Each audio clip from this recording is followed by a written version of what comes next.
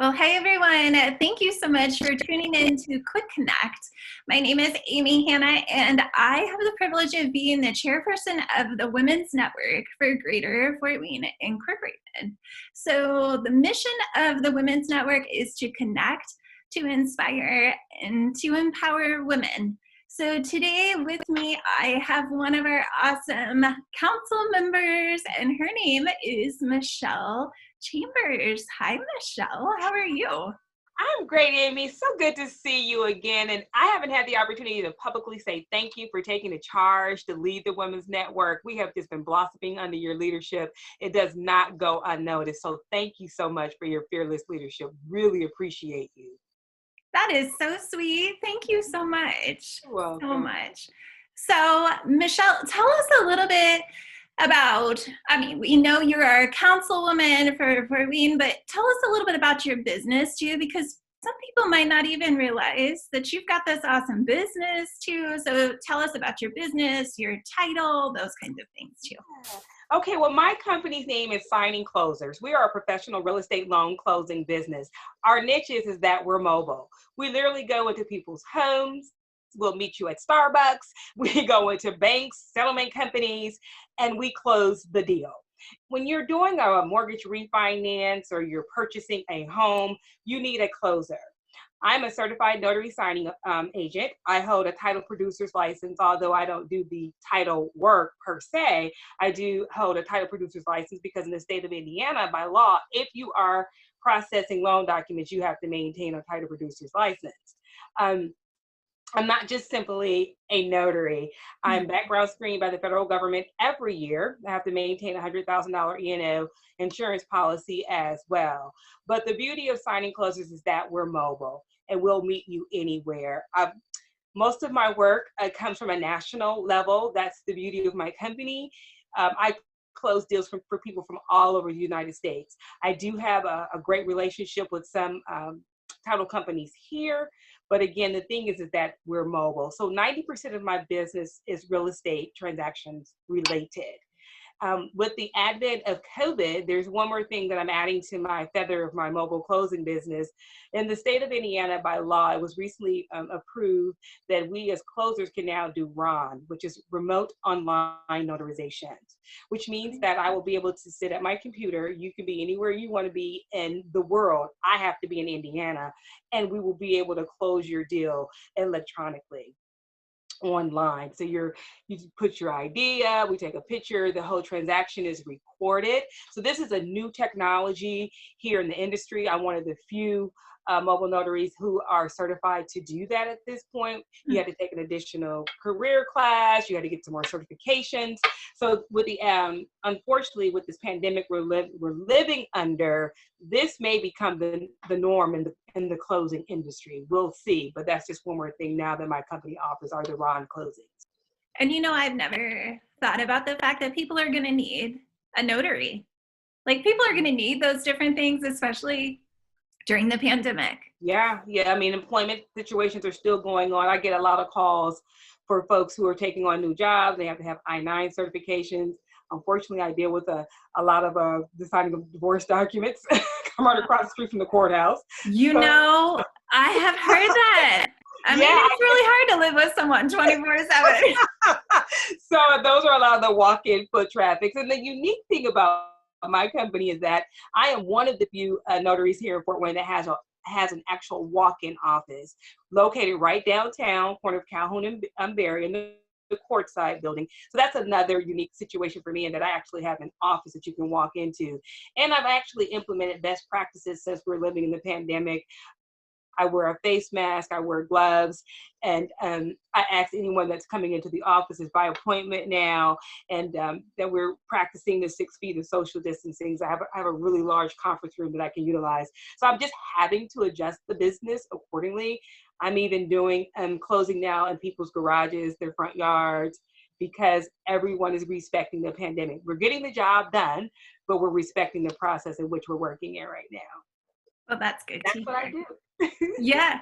And I think it's so important for people to realize that, because I think a lot of times when we have people in politics, we think, oh, that's all they do. They do the politics. Yeah. And it's like, Yeah. no, she's got a whole nother side to her life. We need to find Oh, out. yeah, it's interesting. When I started officially in January as the city council at large, one thing about being a council member, it's supposed to be part-time, but the reality of it is it's full-time, because I'm a very responsive councilwoman.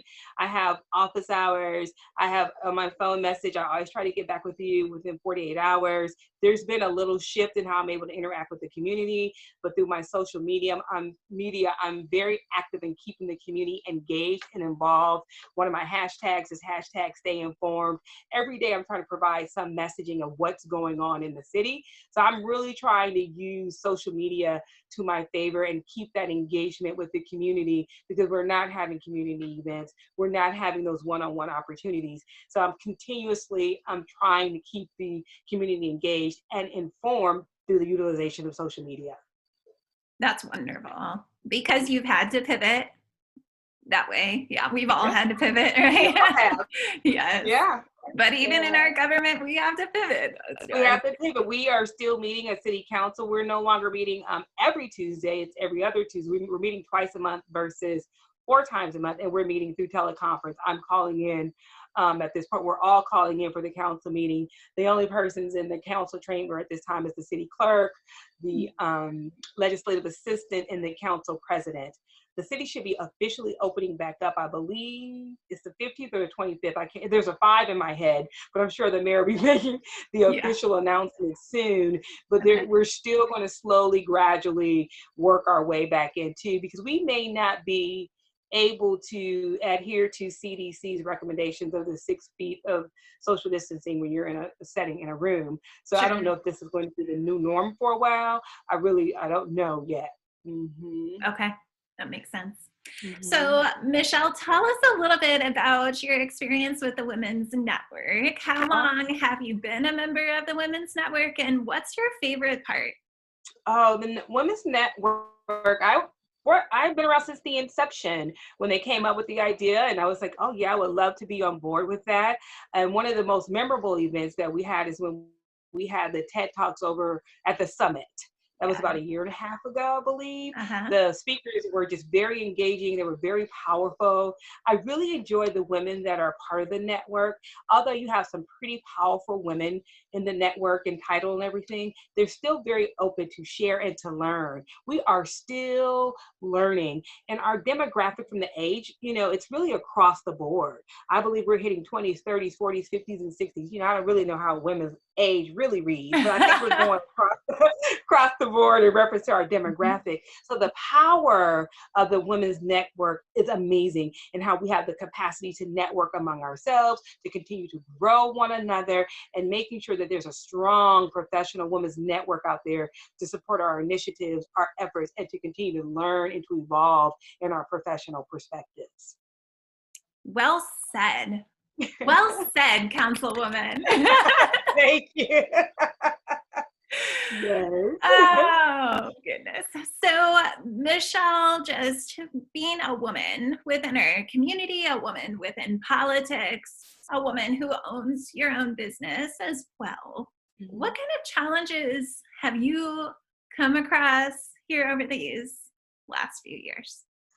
Well, being a woman is a powerful thing to be, but I do understand as a 52-year-old woman, and people are still adjusting to us breaking that glass ceiling. And being a 52-year-old woman of color, there's one more thing to add to those issues that can come at times. I'm very comfortable in my skin. I'm very comfortable in environment where I'm not welcome, because I like to be that voice of change and that voice of reason. So I worked in public service for 20 years prior to owning my business full time. I've had my closing company here in Fort Wayne for almost a decade. I'll make 10 years in 2021, January of 2021. So I like to say, and I take it from my husband, I'm changing hearts and I'm changing minds one step at a time. I have literally walked into homes where they've never had a woman of color walk into their homes. And it was a beautiful exchange and a beautiful experience. I don't allow what history dictates to say are our barriers on our shoulders. I just continue to move forward, lead by example, acknowledge that at times as women we do have barriers, but I refuse to be held down by those barriers. And that's why I'm part of the Women's Network, networking with women who are part of that change, part of that forward movement. Here in Fort Wayne, we still very much have a leadership that's male dominated, but we're here. We're not going away. We're going to kick those doors open. We're going to come up to the table and bring those changes and those ideas, and we're going to be a part of the change that is happening right here in Fort Wayne. Yes. Yeah, that part. I'll give a snap for you, Michelle. Thank you. Very good. That's so inspiring. Thank you. Yeah, thank you. So you provided, obviously, lots of encouragement and inspiration just in what you said. Anything else that you want to say to encourage those that might watch this? Some might be women. We might have some men that watch this too. Absolutely. So what kind of encouragement do you have? What I want to say to everybody right now is don't be so hard on yourselves right now. We are living in a pandemic. Yes, we did absolutely have some downtime. We all could have addressed our to-do list that we've all been working on and wanting to start, and we didn't do it possibly. Don't beat yourself up because you didn't get through that to-do list. What I always learned from one of my mentors is that there's always a new day. We have to respect our process. We have to respect our mental capacity, and we have to respect that because it's not happening right now does not mean it will not come forth. Do not be so hard on yourself. This is a time for us to grow, to evolve, and more importantly, to be still. Girl, you should write a book. I'll just talk about life lessons. Yes. Buy it, for sure. Thank you. I appreciate that. Thank you so much. Oh, yes, of course. So how can people find out more about your business? What's your website, those kinds of things? Okay, I got lucky and I've had this business so long. I got to brand everything one string. SigningClosers.com. You can find Signing Closers on Facebook. You can find Signing Closers on Twitter. You can find Signing Closers on LinkedIn. And you just follow me through all the social media. And the beauty of when you work hard, when you type in notary, mobile notary Fort Wayne, guess whose company comes up first? Michelle, nice. Signing Closers. So yeah, I'm easily found. You can find me in all those different forms, Google, and all the social media platforms as well. Okay, perfect. So thank you so much. And thanks for coming on with me today too. I really appreciate it. It is an honor and a pleasure. I will always support you and move with you through this network. And however you need my assistance, I am here to help and to serve. So thank you. Thank you so much. And to all of our viewers, we just want to, of course, thank you for tuning in. And we want to leave you with our Women's Network motto, which is stay empowered, stay inspired, and stay connected. Yay!